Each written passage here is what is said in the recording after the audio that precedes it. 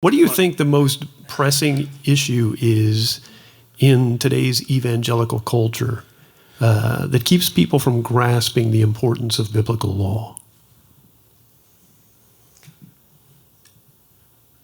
I would say the dualistic pietism. It's been an ongoing problem in the church since the early centuries. This dualistic view was a Greek view of looking at reality, that the spiritual was a higher plane. As you recall, some of the Greek heroes of mythology transcended their humanity to become divine, and that was the higher realm.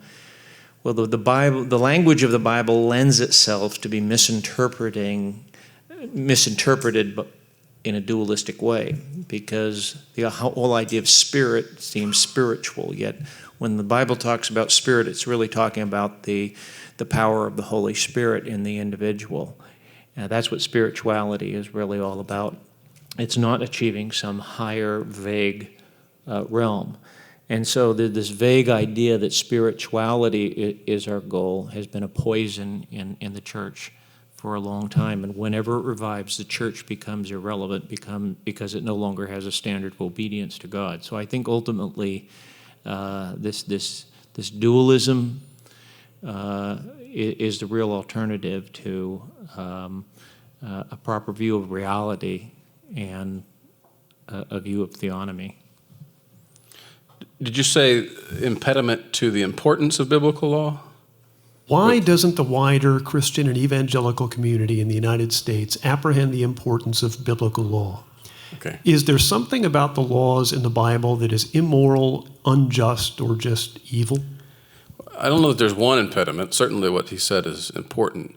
And for that, I blame the pulpit. So that would be one factor for me, is the fact that it's not being preached on like it should. I mean, it's the old garbage in, garbage out mentality. If you're not preaching the good stuff all the time, you know, what's filling that void?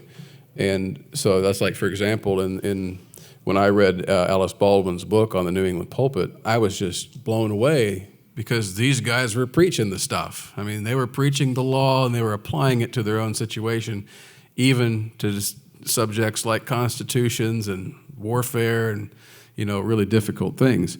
So I end my foreword in that book with a call to the American pulpit. I mean, we simply have to return to preaching this stuff. And of course, that implies the seminaries also, to the extent that they're involved. But it's that lack of education on the law. And so along with that comes a series of caricatures of the law. You bring up Old Testament law, the first thing people think of is stoning people.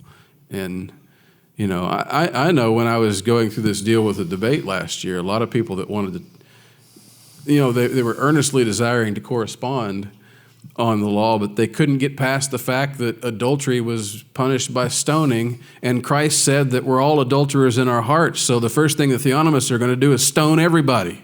I mean, and there's just this lack of being able to think on a basic level, and again, that's an education issue. It's not that the people are stupid, it's just that they haven't been taught to think through these issues, and that's the pulpit's fault. And I think, too, Christianity is often presented in a false way, and it's become a false gospel, because Christianity is often presented as a consumer-oriented religion. It's about feeling good, it's about what God wants to do for you, it's about how God wants to bless you. It's all about you, instead of all being about God. And so many Christians have no conception of Christianity as what God expects of me. It's what's in it for me. God is, the spare tire that I need, and He's going to do something for me. It's a benefits-oriented religion, which is interesting because I felt I haven't read anything on this, but there has to be something out there. The problem in Israel and then Judah was Baal worship. Baal worship was a fertility cult. The fertility cults believed that the different Baal, there wasn't one Baal, there were many Baalim. They were powers that had something to give to agriculture, to farmers, so forth. They were there to help man.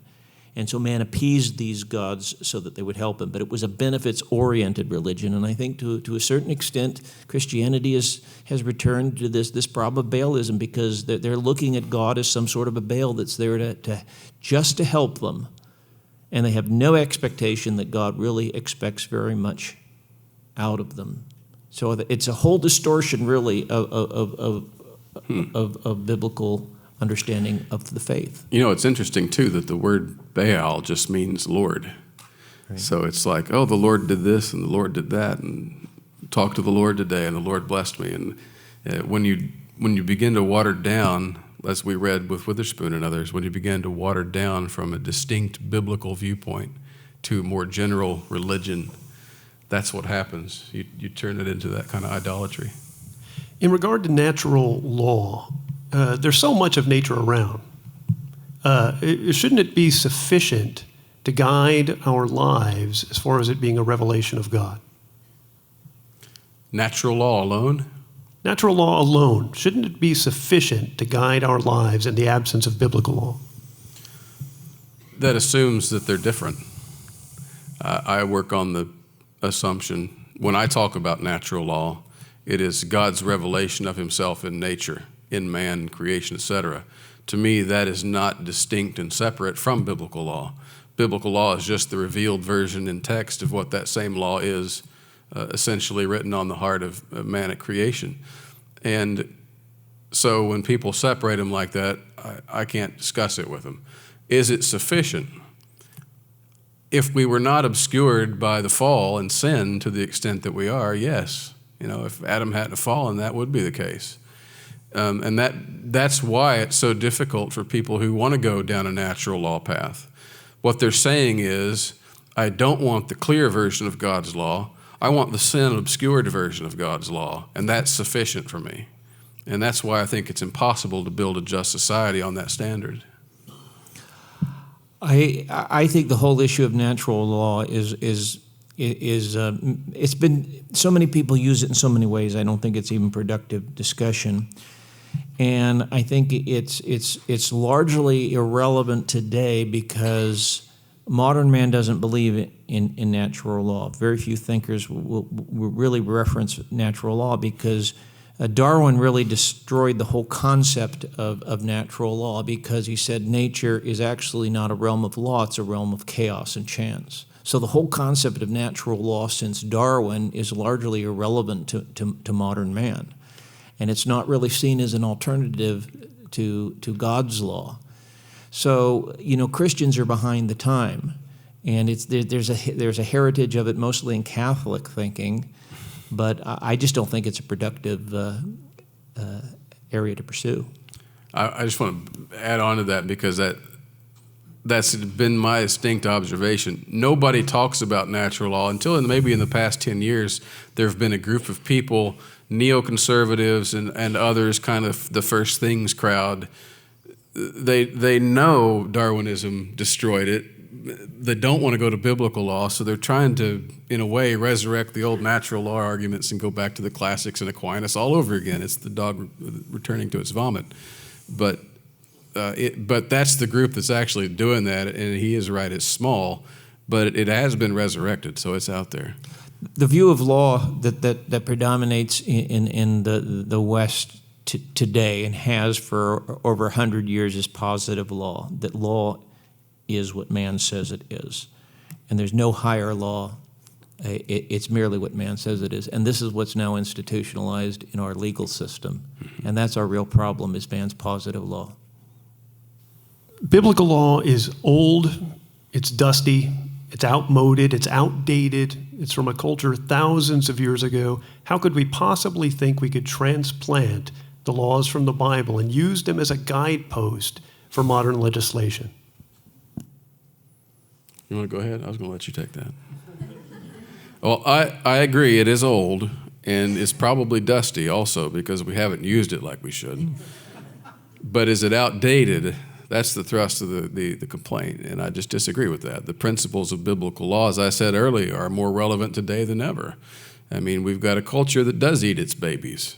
figuratively speaking, with abortion. And if they can't figure that out, I don't want to hand them the rest of the legal code. So you go to biblical law and you see things like restitution. You see things like no taxation. You see things like the government's not involved in education. That's the realm of the family. You see things like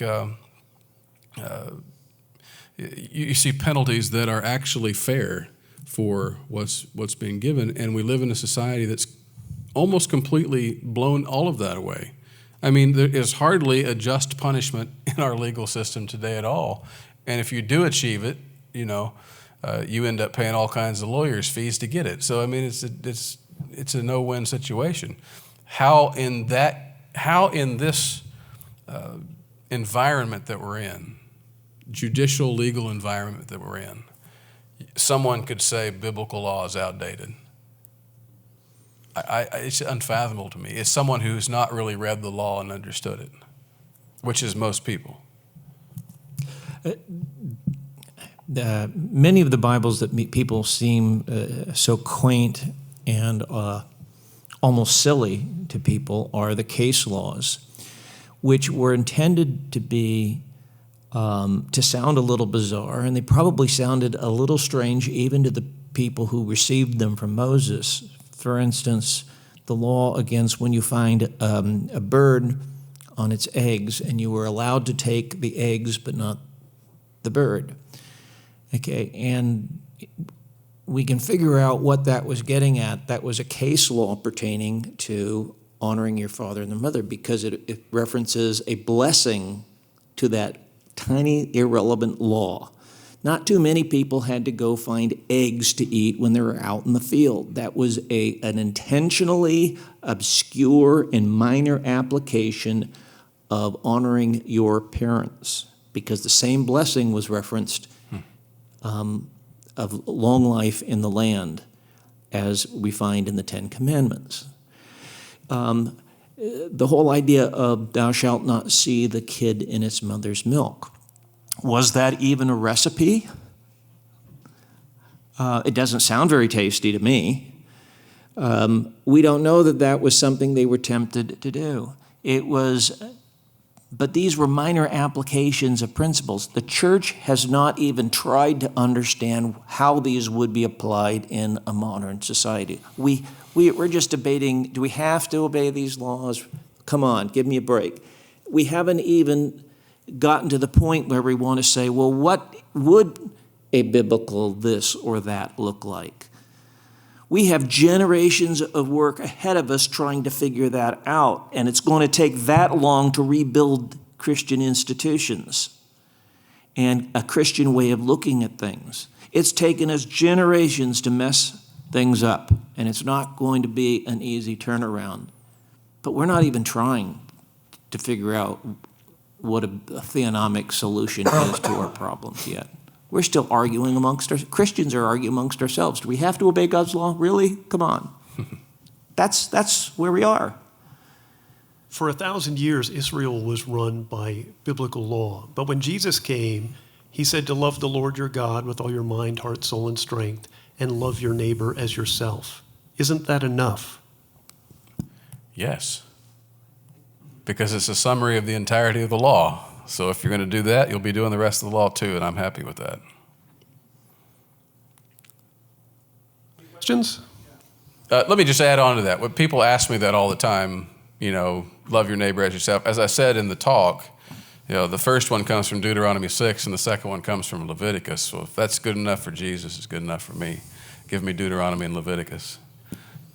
So the two laws of love, you would say, are a synopsis of the Ten Commandments. That's what he says.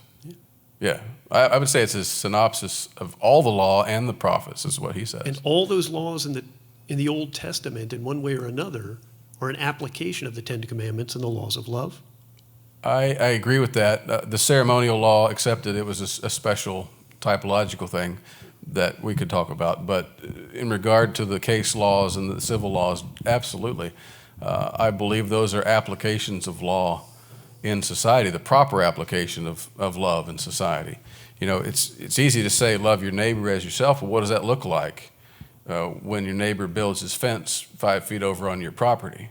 How do you love that guy, or how's he loving you? God gives us standards for how to deal with these things. Of course, you can forgive him if you wanted to, but you can also seek justice, and that's restitution. I mean, God gives us the boundaries of what love is, and that love, as Jesus said, like I said in the talk, both ways. If you love me, keep my commandments. If you keep my commandments, you will abide in my love. That relationship is comprehensive in my view.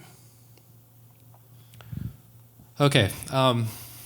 Tremendous respect for you both. I want to throw a hardball, though. I know it's late, but Gary North was a critic of the U.S. Constitution, and he wrote a couple big books on it, and he saw it as establishing really positive law as supreme in the U.S., so whatever men say law stands. And you've mentioned, I guess, a kind of a change in the theme of American vision a little bit, and I know what R.J. Rushdoony had written also on the Constitution. Do you see a return to biblical law as equivalent as returning to the U.S. Constitution? Are those things equivalent, or is there a difference there between those two? That's my question. Kind of makes sense. I mean, is if we go back to biblical law, is it the same as returning to the Constitution, or is there something wrong with the foundation that would have to change? Yeah. Sorry. There might be a little difference between Mark and I on that answer. I would say returning to biblical law is not equivalent to returning to the Constitution, or vice versa. Returning to the Constitution would not be a biblical society. I think the test oaths ought to be in there. Those were purposely taken out. I believe some of the safeguards for states' rights that were in the Articles of Confederation were superior to what the Constitution did. I think the Constitution was the first great act of centralization in this country, and I show that in various ways in Restoring America. Doesn't mean I'm anti-Constitution. I still think it's better than most of what's out there. I would be glad tomorrow to be able to return to constitutional standards of the early days, but I don't think that would be going all the way to a biblical society.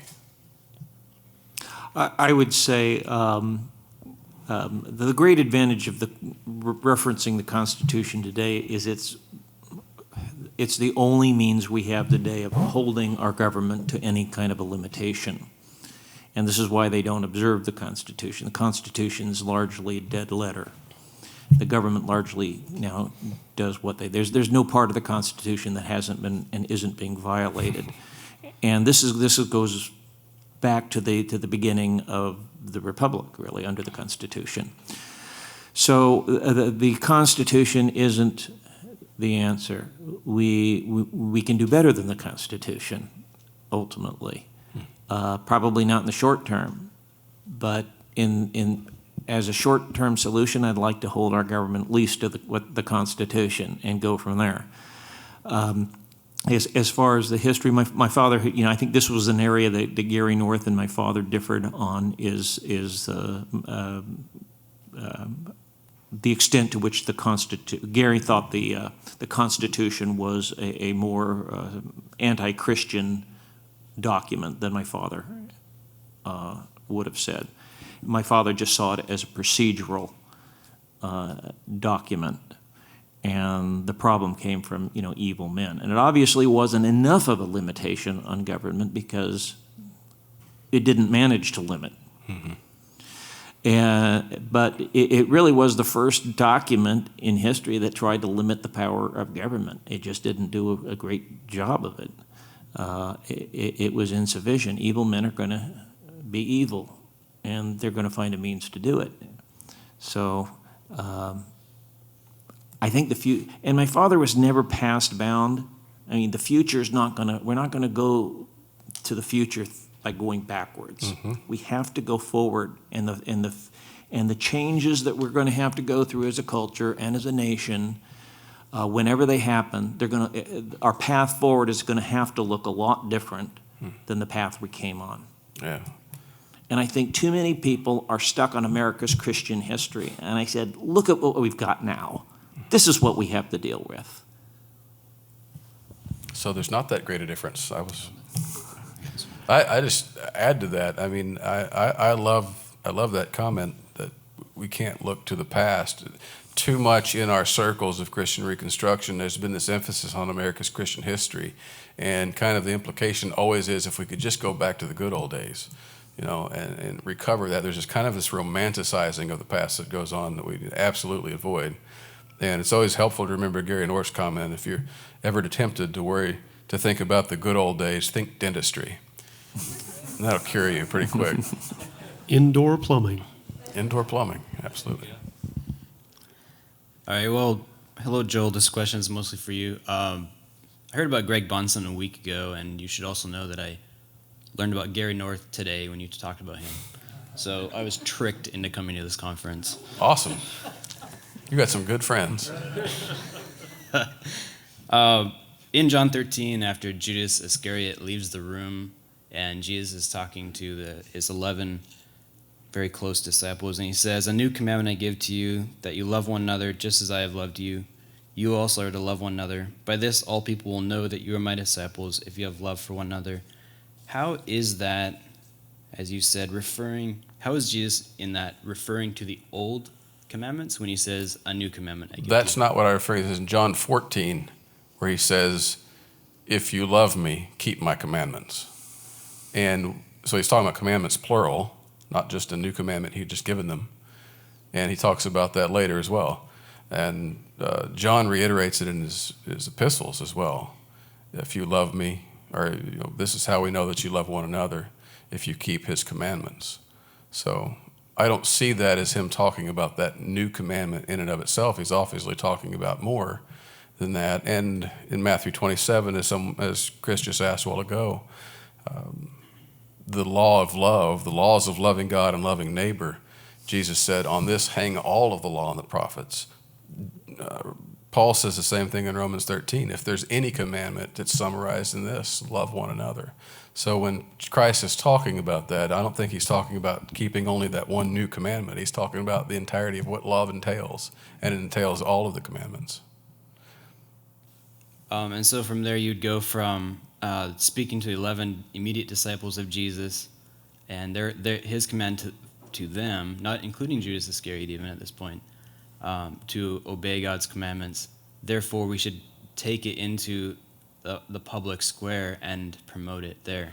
I wouldn't go straight from that verse to that, and there's a lot more theology in there to consider. So, I mean, the direct answer to your question is no, but the larger picture is there's a lot more to talk about than just that. Hi there. Thank you for all your presentations. Was theonomy true before the Mosaic Law? Yes. In fact, the scripture says I forget the passage in Genesis, Abraham kept all of God's law, statutes, commandments, and judgments. Now, he had not been specifically revealed all of them, but we're told that he kept all of them. Now, obviously, it wasn't because he had the tablets and the book of the law, but those laws and commandment statutes were part of God's law as attached to his character and moral being beforehand, because Abraham was faithful in keeping them before the Mosaic covenant. Can I follow up? How was incest dealt with then prior to the Mosaic Law? That's a good question. You got anything to say on that, Mark? No, well, there were obviously some things that were revealed to Moses and given to Moses that became effective when they were revealed. We don't know the extent or how God communicated with man in the early centuries. Obviously, we know that there was a tradition of righteousness in Abraham's day, because we find that there was Melchizedek, who comes seemingly out of nowhere, and there was a priesthood, there was tithing, there was obviously revelation of God that we don't know about. But it was fuller and understandable to us because of what we have in writing in the books of Moses and in the rest of the Scripture, because God's law is all the authoritative Word of God. So there are some things that God added as time went by, and obviously the laws of marriage were added to at some point in time. Hi. My question is, in the last 2,000 years of Christian and world history, was there a time or an example where military or a government became a Christian and that Christian religion was advanced by the sword rather than by persuasion, or the Christian laws were forced upon society and it was successful? And the second part of my question is, this is a hypothetical situation, which is directly related to my first question, is suppose the U.S. military becomes a Christian, like Reformed Presbyterians, all of them, like, and they would resign. They shut down all the 800 foreign bases. They come back and they do a military coup and they say, these are well-armed and well-trained men, and they say we want the Christian laws to be imposed upon America, whether people like it or not like it. Let's get along. Oh, okay. Would you be against that? That's my question. You're asking in a concise form, would I be opposed to a theonomic society that was imposed from a top-down dictator, basically? Absolutely. Yeah, because it wouldn't be a Christian society. Josiah tried in forcing the people to obey God. Josiah was the last great king of Judah, and he's spoken of only as a very righteous man in Scripture, but his reforms failed. As soon as he died, the people returned to Baalism, because everything he did with his authority was external. And the people immediately went back to Baalism. In fact, there's an exchange that Jeremiah has with the leaders of the people after the fall of Jerusalem. And Jeremiah and some of the people then went to Egypt. And Jeremiah challenged them because their women were worshiping the deities in Egypt. And they said, our problem is with the Jehovah, and we were doing better under Baal worship. And when we went to Jehovah worship under Josiah, that's when our problems. We should have probably just stuck with Baal worship. So no, we're not going back to worship God. Yeah, and it often leaves a terrible taste in the people's mouths for the name of God, the true God, because of what you did to impose it, and it didn't help anyway.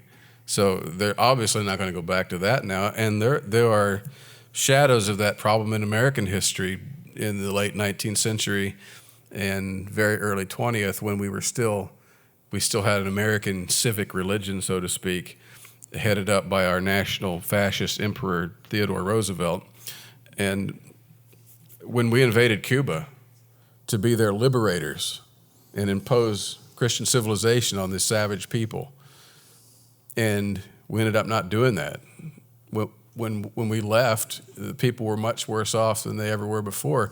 And it was so bad that later in history, when the communist revolution was there, they were preaching to the people communism and how much better they would be as liberators than those Americans and what they had tried to force upon them. And the people bought it because of the failure of that type of top-down political salvation. It doesn't work. It always has adverse effects. I have a book on that too, by the way. Mainly for Dr. McDurmon's kind of discussion on Kuyperianism and the Netherlands. Especially given Kuyper's propagation of, I guess, what's called pillarization, in which like the segments of Dutch society kind of had their own cultural enclaves. How does that, if at all, square with an idealized kind of returning to biblical standards? And also, as a kind of like an addendum question, is there a because there are a lot of defenses for a Christian republic, a Christian monarchy, a Christian anarcho-syndicalist commune. Is there sufficient leeway, I guess, as far as a Christian people to kind of create a government that may not be shared by, say, another Christian people? You know. I think there is leeway like that. And I think God even gave the Hebrew people leeway like that with the law. He gave them the possibility of having a king. Now, it was a king that had to follow certain strict guidelines, and the kings didn't follow those strict guidelines, but absolutely there was some leeway there. And actually, a lot of scholars point out that the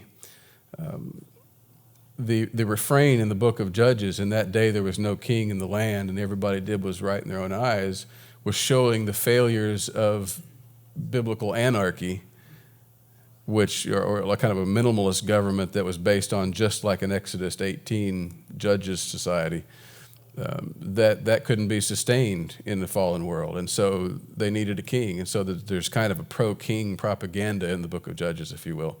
Some people have put it that way. I don't quite adopt that view, but I understand where they're coming from. So I think there was some leeway in the law, yes. And the first part of your question again? How does... the pillarization of society. Yeah. I'm not fully familiar with what he meant by that, but certainly the concept of like sphere sovereignty in society, certain sectors and areas of life having their own sovereignty and government having a very limited jurisdiction, absolutely. I think that overlaps the biblical law very well. In terms of looking to the future and the idea of kind of a missions-minded aspect, what would be the way that a theonomy could be instituted, let's say, in our missions opportunities in Africa or in India or something of that nature, where there's not that Western law that's kind of that basis? Because quite honestly, here in the United States, we don't seem to be following biblical law either. Mm-hmm. So how would that look to be set up in other places as we attempt to spread the gospel? Go ahead, Mark. Well, I don't think there's any one best way, and I'm certainly not an expert on how to change the world. You have to, and the different cultures have their own problems. I mean, if you go to Africa, they have animist traditions, and they have different legal traditions that would present impediments of their own. And again, you use the term, would you institute? It's not something you institute biblical law. It's something that really has to be developed.